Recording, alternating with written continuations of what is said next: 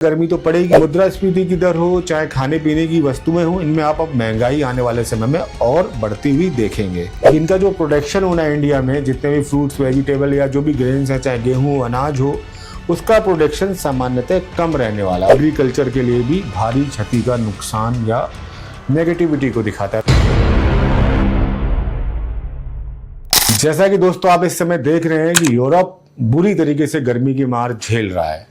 भारत में भी कहीं ना कहीं मानसून थोड़ा सा डिले है, यानी जैसे दिल्ली में कह रहे हैं कि 5 दिन डिले आया है मानसून, और कहीं ना कहीं जो गर्मी का प्रकोप है वो हम लोगों ने देखा है पीछे आने वाले समय में, और खासकर यूरोपियन कंट्रीज में तो हमने देखा है। मौसम का रुझान कैसा रहता है, बारिश कैसी रहती है, एस्ट्रोलॉजी में इसके लिए जो हम टर्म यूज करते हैं ये आर्द्रा प्रवेश कुंडली। जी हाँ, आर्द्रा प्रवेश कुंडली, जिस पर हम पहले भी चर्चा कर चुके हैं और आज फिर हम और डिटेल्ड में चर्चा करेंगे। होता क्या है कि भारत में या पूरे विश्व के लिए अगर हम देखें तो सूर्य जब भी आर्द्रा नक्षत्र में प्रवेश करते हैं तो उसके आधार पर एक कुंडली का निर्माण होता है, और उसके आधार पर कौन से डायरेक्शंस में क्या हमें दिखती है मौसमी गतिविधियां, कहाँ पर बारिश कम, कहाँ पर सूखा, कहाँ पर अकाल, ये सारी स्थितियों का निर्धारण रहता है कि महंगाई कैसी रहने वाली है, जो कृषि प्रोडक्ट है उनसे पैदावार कैसी रहने वाली है, गर्मी का क्या हाल रहने वाला है। तो मैंने कहा था गर्मी तो पड़ेगी, जब आर्द्रा प्रवेश कुंडली से पहले ही मैंने कहा था गर्मी तो पड़ेगी, और पूरे विश्व पटल पर और भारत में भी कहीं ना कहीं गर्मी का प्रभाव रहा है, और जो मानसून है वो डिले है सामान्यतः। तो देखिए, ज्येष्ठ माह की शुक्ल पक्ष की अष्टमी में यानी सोमवार को 22 जून 2026 को 12:26 पर सूर्य ने आर्द्रा नक्षत्र में प्रवेश कर लिया। ये वर्षा का पूर्वानुमान या मौसम का हाल पता लगाने की एक मंडेन एस्ट्रोलॉजी की बहुत पुरातन विधा है, जो हमारे बुजुर्ग पूर्वज करते रहे हैं। तो सबसे पहले मैं ये कहूंगा, सूर्य के आर्द्रा प्रवेश के समय चंद्रमा कन्या राशि में हस्त नक्षत्र में थे, वरियन योग और वणिज करण था।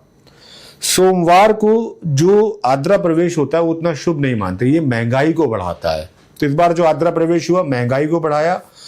तो जो आपकी मुद्रास्फीति की दर हो चाहे खाने पीने की वस्तुएं हो, इनमें आप अब महंगाई आने वाले समय में और बढ़ती हुई देखेंगे।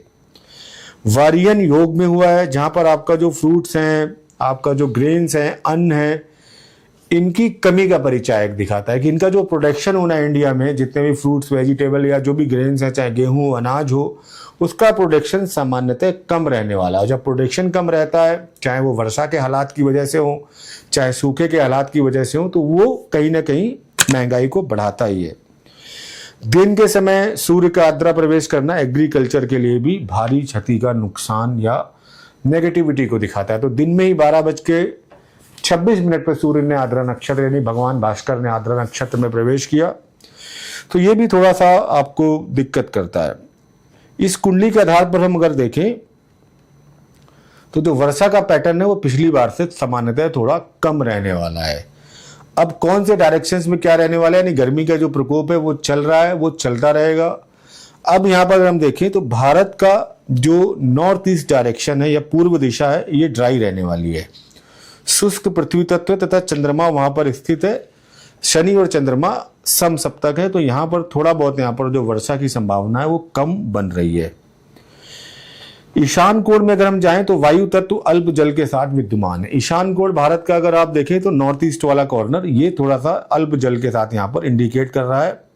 यहाँ पर वायु वेग यानी कि जो हवा की ताकत है, तूफान है, वो ज्यादा रहेंगे, लेकिन वर्षा कम होने की संभावना है।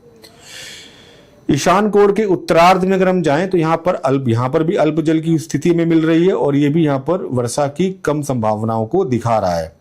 उत्तर दिशा में अग्नि तत्व अर्ध जल के साथ विद्यमान है तथा इस पर शनि मंगल की दृष्टि है। अग्नि तत्व के साथ क्या होता है कि भारी वायु वेग, तूफान आना और उसके बाद फिर वर्षा का होना।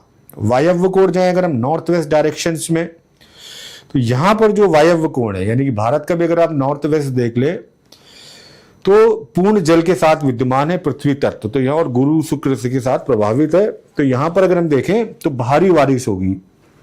भारत का जो नॉर्थ वेस्ट यानी कि वायव्य कोण वाला इलाका है, जो भी वहां पर स्टेट आती है, वहां पर आपको भारी वर्षा, जल की अधिकता, भूस्खलन होना, लैंडस्लाइड होना, ये सारी आप होते हुए देखेंगे। पश्चिमी भाग भारत का खासकर जितना है वहां पर भारी वर्षा होनी, पूर्ण जल तत्व के साथ राशियां मौजूद है, भारी वर्षा को करा रही है। शनि यहाँ पर दृष्ट है, भूभाग गुरु द्वारा दृष्ट है, तो यहाँ पर भारी वर्षा, विपुल वर्षा का मतलब होता है बड़े पैमाने पर वर्षा को यहाँ पर दिखाता है।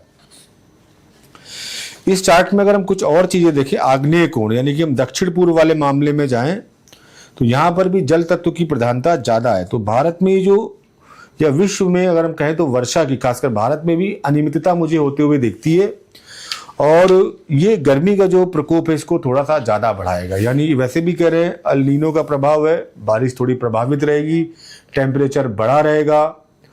और यूरोप में भी आपने इसका एक प्रभाव देखा है, गर्मी वहां पर शायद मुझे लग रहा है कि बहुत समय बाद इतनी गर्मी पड़ी है।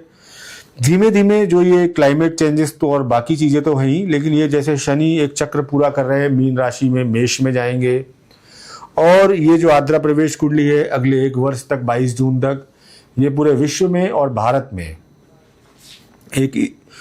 एक ड्राइनेस की स्थिति को दिखाती है, गर्मी की स्थिति को दिखाती है, और कुछ इलाके जहां पर जल तत्व राशि पूर्ण तरीके से विद्यमान है वहां पर बारिश की अच्छी स्थिति को जरूर दिखाती है। तो यहाँ पर गर्मी का प्रकोप अभी थोड़ा सा और सहना पड़ेगा लोगों को, और हमारे यहाँ तो सामान्य ही माना जाता है 40-42 डिग्री, बट यूरोप में शायद पहली बार 40 डिग्री हुआ तो वहाँ के लोग परेशान हैं। ईश्वर उनकी परेशानी को दूर करे, लेकिन आर्द्रा प्रवेश कुंडली ये परेशानी को दूर करते हुए नहीं दिख रही है, और गर्मी का जो ताप है, प्रकोप है, वो रहने वाला है। ये कुंडली मैं आपके साथ शेयर करता हूँ।